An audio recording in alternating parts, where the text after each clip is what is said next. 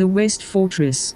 Inside the woods he saw worker males cutting some trees and working on the fallen logs. All of them stopped with what they were doing upon seeing him pass by. They all bowed their heads and wished him a safe journey. Leonardo did the same and waved goodbye. With him was a platoon of male serviers, his escort up to the walls of the fortress. When he reached the base of the hill, he stopped and looked up. Since time, he never crossed up the hill but only dreamt of it, and now, it became a reality. He was about to discover the forbidden world. As he began his steps uphill, the tip of the mountain that he used to see from his home was slowly revealing itself. Below it were tips of other mountains that were slowly forming before his eyes. He was nearing the top of the hills as he walked through the woods that were becoming brighter and brighter. The forest trees were thinning, revealing an open space from afar. He looked back once more and his sight was blocked by the thick trees below him. Mathipus was nowhere to be seen anymore. Reaching the top of the hills and coming out from the woods, his sight was beholden by a wide flat land filled with many colorful flowers before him. It was perfect scenery, for the flowers seemed to be of the same sizes and shapes, and their colors varied on the wide horizon that traversed the land to as far as his sight could see, ending at the base of a huge dark mountain from afar.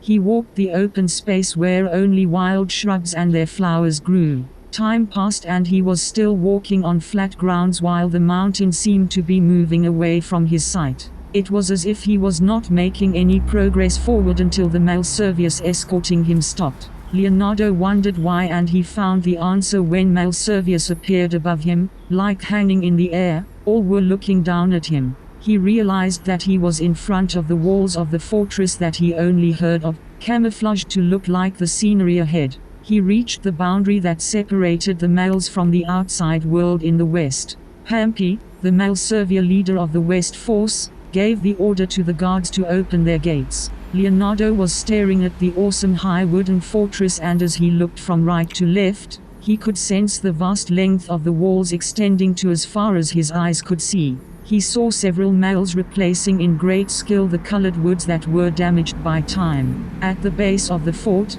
male servier guards also appeared unnoticed, painted the same color as the nature around them. Cadio was right. They looked meaner and different from the male serviers in the lake. They looked stern, bruised, and seemed merciless, he thought. When the gates opened, it revealed the nature before him, and he saw the huge Dikar mountain stood tall from afar. Its base was much wider in reality, and it was thickly covered by dark thick woods, the Dikar forest.